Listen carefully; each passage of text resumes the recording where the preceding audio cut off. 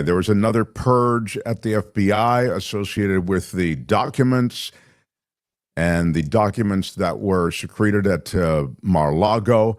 I'll remind everybody that those documents involved top secret and classified military secrets that were housed in bathrooms, and at least one bathroom, the ballroom, his bedroom, closet, an office, all unsecured. Okay, these were not areas that were under lock and key.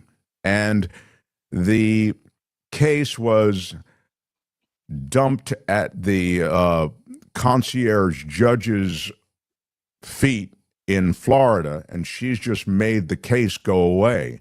But that's not the end of it. And that just happened this week. The end of it appears to involve the dismissal of 10 FBI agents who were involved in the Trump document case investigation. They were all fired. I wonder if you could speak to that.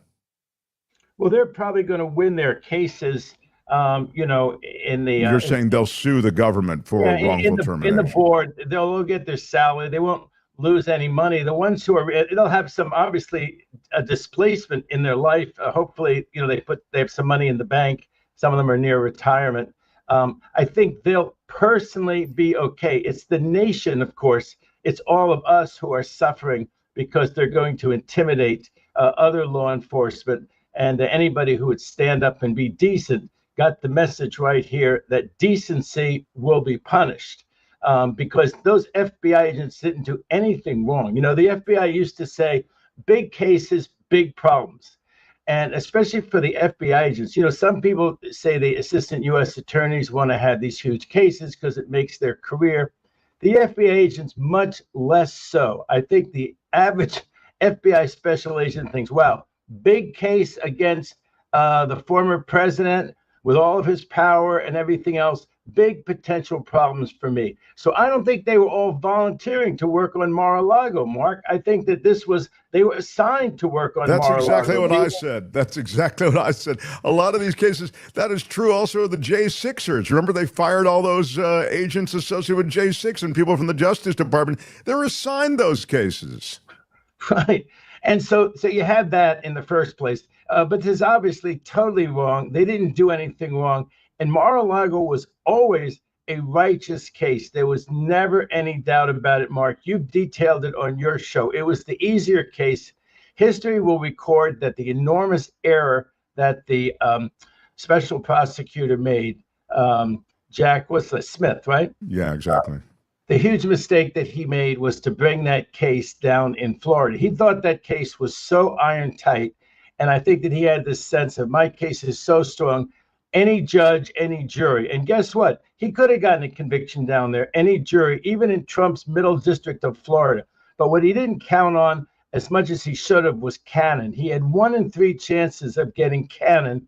He got her, and Cannon absolutely torpedoed the case.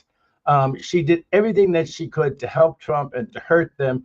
She didn't have a secure facility down there. She used the fact that there wasn't a secure facility down there to inject months and months of delay in the case. In the early part of the case, she was reversed twice by the very conservative circuit that's above her. And yet, as I say, they took that risk. If they'd have brought that case in Washington, D.C., they would have had a skiff.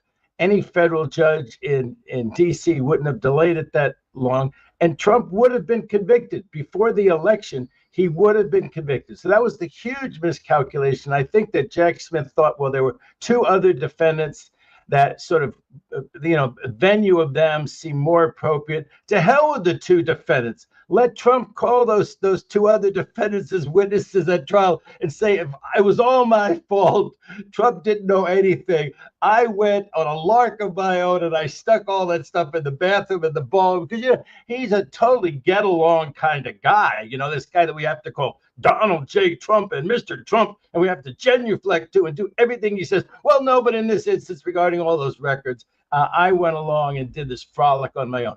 Let Trump put on that defense in Washington, D.C. There was perfect venue in Washington, D.C., and I don't believe any judge in Washington, D.C. would have sent the case down there. But now we have loose cannon. And Luce Cannon, her view of the law is that as soon as she decides, and she's the only federal judge who ever decided, Mark, we've had all of these cases, okay, where we've had special prosecutors appointed. She's the only, and everyone makes the same defense. My special prosecutor was wrongly appointed. It's executive power. It's only the Department of Justice. Who's this guy? He's not the Attorney General. Everyone has argued that.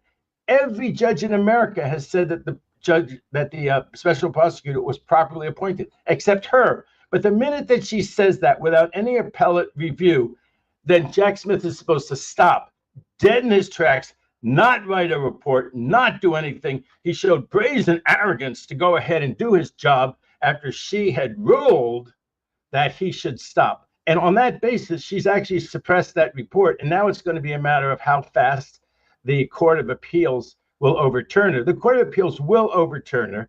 And the action is going to be whether they say that they're going to send it to a different judge in her district, or as is normal, send it back to the same judge on the theory that judges are so objective, they're so wonderful, they've been confirmed by the Senate, they're people of such unusual impartiality that they will be able, even after being reversed, to strictly carry out the orders of the appellate court and not what they wanted to do in the first place. And if they indulge that fiction with her, and it is a legal fiction, which often is true because of the particular judge, and it's often not true with a particular judge. And she seems to be marked like a judge who does not plan to do what the circuit tells her to do. They should send it to a different judge. And then finally, we'll have that report released. Before the election that's coming up? No, we probably will not have that report released anytime before the election that's coming up in November. But to be clear, through all of that, we're talking about the report that Jack Smith did. We're not talking about the case. The case has been extinguished. Is that right? The case has been extinguished, I think, as a practical matter. A Democrat could win and bring that case. It's close. I don't know if it's within 5 years anymore from the time that Trump right. would leave. You'd have a statute of limitations You'd problem. have a statute of limitations problem. But the report is very important that it come out. There will be things in that report, Mark, that would be incredibly damaging to Trump that will not come out otherwise. A lot of the documents themselves are under seal. She's sealed a lot more than I think a normal judge would have. Trump has wanted to file everything under seal. And so that report, publicly disclosed, would be a revelation to the nation and not one that would help Trump. There were those who were around the FBI raid who said, had that been anyone else, they would have been immediately imprisoned for the kinds of secrets and sensitive materials that were contained there at Mar-a-Lago. That was the degree with which everyone was shocked about what was actually there. So I think you're right. Have the photo? Does your producer have the famous Exhibit A, which shows the national security gold and red seals and the emblem top secret all over those boxes and all over those documents? We've been showing a bunch of different pictures. I don't know if you put that particular one up or not, but it was a crime. Like when you go to the site, okay, and there's the heroin, there's the hypodermic needles, there's the scale that counts the cash money. It was more incriminating than that. There they are. There it is, yeah. It's so easy to understand. That's the reason I liked it. It was so egregious. It was so simple. As you say, the evidence was right there. You didn't need some sophisticated understanding of accounting, and this guy paid for this, and it was a business expense, and I don't know. This was straight up. And I just felt what an abomination that it never came to term. I need to move on to the next story, which last thing, Mark. Remember, he said that they were not there. The court found that his attorney had to testify because his attorney had been used as part of a crime fraud by Trump. And then when they actually, after all that played out, all these declarations and statements that the documents weren't there, then the FBI showed up, and guess what? The documents were all there. It was a classic obstruction of justice, and it had venue in Washington, D.C., because the documents had been taken from. And the beautiful thing that it's too bad Jack Smith didn't hit, he could have started this prosecution the day after he was president. They were still being moved out of Washington. He could have started the day after he was president. And so even that monstrous presidential immunity wouldn't have applied because it was stuff that happened the day after he was president till another period of time when he also was not president. Merrick Garland slow walking everything. It's despicable. But here's an interesting question. I guess we're never going to get to all the rest of this stuff. I'm sorry, Mark. No, it's not your fault. People are interested in this. David, this is from CC Ryder. I don't know how to get the question up on screen. Here it is. David, can a Democratic Congress pass a law extending the statute of limitations in cases involving national security and executive branch? What a great question. It's a really great question, CC Ryder. Thank you. He should be in law school.